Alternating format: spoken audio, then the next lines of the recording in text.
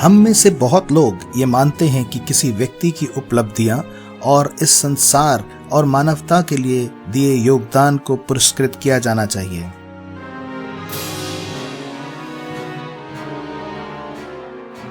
इतिहास में ऐसे व्यक्तियों को जाना जाता है उनके महान योगदान और संसार को बदलने के लिए किए गए उनके कार्यों के कारण।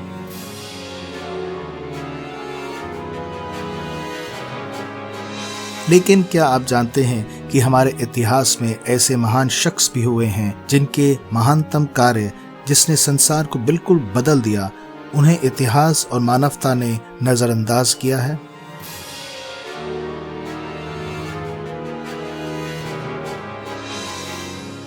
निकोला टेस्ला का जन्म क्रोएशिया में एक छोटे से गांव में 1885 में आधी रात को हुआ, जब आकाश में भयंकर बिजली चमक रही थी।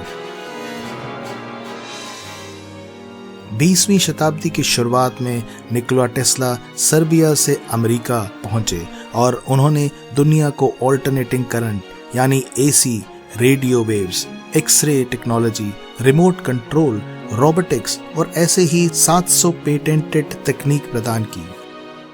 टेस्ला को उस समय के वैज्ञानिक एक पागल साइंटिस्ट समझते थे।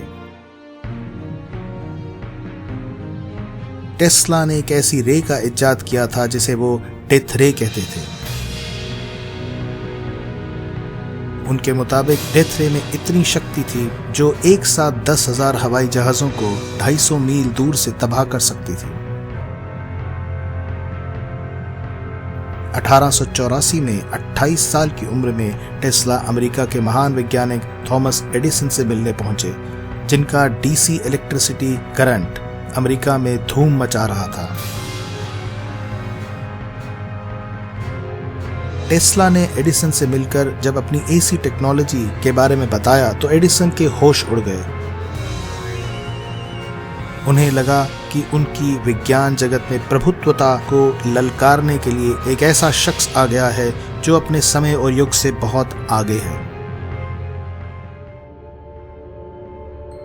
निकोला टेस्ला ने एक बार एक विवादास्पद बयान दिया था और वो ये था कि वो एलियंस के संपर्क में रहते हैं और उनको ऐसी महानतम टेक्नोलॉजीज की प्रेरणा एलियंस या परग्रहियों से मिलती है।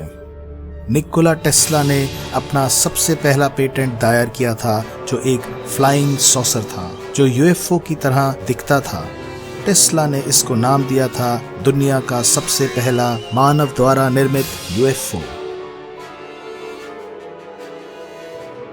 निकोला टेस्ला एक ऐसे शख्स थे जिनके पास फोटोग्राफिक मेमोरी थी। उनमें ऐसी मेमोरी थी कि वो एक बार में पूरी किताब को याद कर लेते थे। वो 2 घंटे से कम सोया करते थे। निकोला टेस्ला ने 185 फुट लंबा एक टावर बनाया जिसका नाम था वार्डनक्लिफ टावर और उनका सपना था कि वो पृथ्वी के ऊपर स्पेस से बिजली को खींचकर मानवता के लिए इस्तेमाल करें। लेकिन 1917 में उस टावर को तोड़ दिया गया और उनकी प्रयोगशाला को जिसमें वो काम करते थे उसे जला दिया गया। किसी को नहीं मालूम ऐसे कैसे हुआ।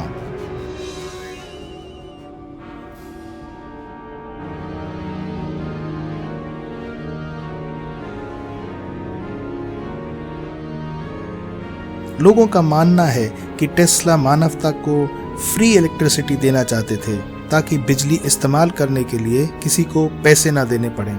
ऐसा उस समय की बड़ी बिजली कंपनीज को रास नहीं आया जो बिजली की बिक्री से मोटा पैसा कमा रही थी।